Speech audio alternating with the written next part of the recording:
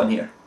A while ago I put up a video just discussing my opinions on the Seymour Duncan Invader that I have got installed in the bridge of my Squier Strat. It was after a lot of questions people had, like, what do you think of the Seymour Duncan Invader? So it seems to be a very, very popular pickup. The problem with that video was that I didn't put up any sound samples with it. I just sort of said, yeah, sounds good to me.